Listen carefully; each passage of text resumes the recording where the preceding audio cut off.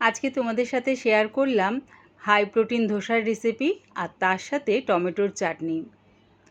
তরকার ডাল বা গ্রিন মুগ ডাল যেটাই বলো না কেন সেটা দিয়ে ধোসা।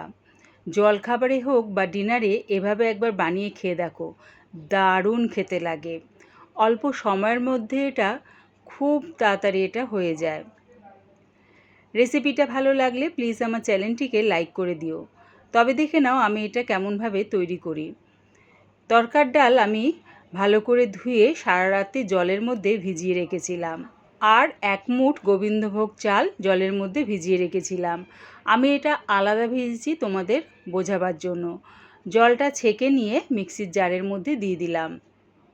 তোমরা যে রোজকার চালের ভাত খাও সেই চালটাও দিতে পারো, যে কোনো চাল এর মধ্যে ব্যবহার করতে পারো। আমি গোবিন্দভোগ চাল দিয়েছি। দিলাম একটা কাঁচা লঙ্কা, 4 কোয়া রসুন, সামান্য একটু জল দিয়ে মিহি একটা পেস্ট বানিয়ে নিলাম। খুব বেশি কিন্তু জলের মধ্যে ব্যবহার করো না। পেস্টের জন্য যতটুকু জল লাগবে ততটুকু ব্যবহার করো। এবারে এটাকে আমি একটা পাত্রের মধ্যে ঢেলে চাপা দিয়ে 5 মিনিটের জন্য রেস্টে রেখে দেবো। ততক্ষণ টমেটোর চাটনিটা বানিয়ে নেব। কড়ার মধ্যে দিয়ে দিলাম 2 চামচের মতন সর্ষের তেল। তেলটা ভালো মতন গরম হয়ে গেলে দিয়ে দিলাম গোটা জিরে, অল্প একটু ছোলার ডাল, বিউলির ডাল, 3টে শুকনো লঙ্কা। সব কিছু একটু তেলের সাথে নাড়িয়ে চাড়িয়ে যখন দেখবে এর মধ্যে একটা লালচে রং ধরেছে, তখন বড় সাইজের টমেটো 3টে আমি বড় বড় টুকরো করে কেটে নিয়েছি সেটা দিয়ে দিলাম। একটা বড় সাইজের পেঁয়াজ, সেটাকেও বড় বড় টুকরো করে কেটে নিয়েছি সেটা দিয়ে দিলাম। দিলাম স্বাদ অনুযায়ী নুন। যখন দেখবে টমেটো আর পেঁয়াজ বেশ একটু নরম হয়ে গেছে, এদের গায়ে যখন এরকম লালচে রং ধরেছে, তখন এটা নাবিয়ে ঠান্ডা করে নেব। সব কিছু ঠান্ডা হয়ে যাবার পর মিক্সির জারের মধ্যে দিয়ে দিলাম। কোনো রকম জল না দিয়ে এটার একটা মিহি পেস্ট বানিয়ে নিলাম।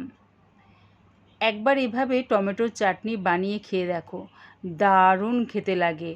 যে কোনো স্টাফিং পরোটার সাথেও বেশ ভালো লাগে। বাটির মধ্যে ঢেলে রেখে দিলাম। এবার এটা তড়কা দিয়ে নেব।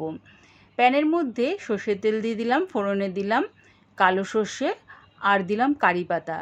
যখন দেখবে সর্ষে আর কারি পাতাটা বেশ একটু ভাজা ভাজা হয়ে গেছে, তখন ওই টমেটোর চাটনির মধ্যে দিয়ে দিলাম। অবশ্যই কিন্তু এই চাটনির মধ্যে সর্ষে আর কারি পাতার তড়কাটা কিন্তু দিও, তাহলে কিন্তু স্বাদটা আরও বেড়ে যাবে। ভালো করে মিশিয়ে নিলাম। এদিকে দেখো এটা আমার 5 মিনিট রেস্টে রাখা হয়ে গেছে। চাপা খুলে দিয়ে দিলাম স্বাদ অনুযায়ী নুন। নুনটা দিয়ে ভালো করে মিশিয়ে নিলাম। আর দেখেছো ব্যাটারের ঘনত্বটা কিন্তু খুব একটা পাতলা করিনি। গ্যাসটাকে মিডিয়ামে রেখে তাওয়াটা গরম করে নিয়েছি। তারপরে একটু রিফাইন তেল ব্রাশ করে নিলাম।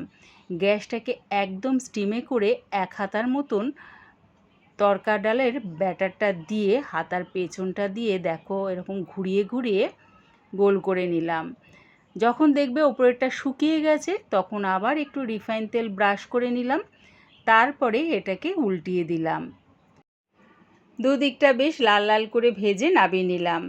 আর দেখো যেহেতু আমি এর মধ্যে 1 মুঠ চাল দিয়েছি, তাই জন্য কিন্তু ধোসাটা আরও বেশ ক্রিস্পি হয়েছে।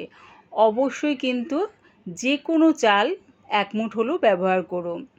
আবার ওই একইভাবে রিফাইন তেল ব্রাশ করে তড়কার ডালের ব্যাটারটা দিয়ে হাতার পেছনটা দিয়ে গোলাকার শেপ দিয়ে দিলাম।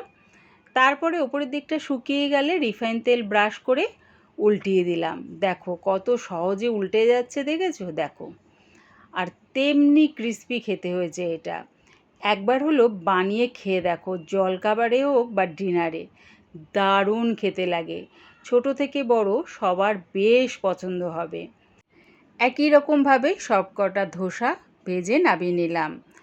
আমার এই হাই প্রোটিন ধোসা আর তার সাথে এরকম টেস্টি টমেটোর চাটনির রেসিপিটা পুরো দেখার জন্যে প্রিয়া ইপসা কিচেনের থেকে তোমাদের সবাইকে অনেক ভালোবাসা রইল।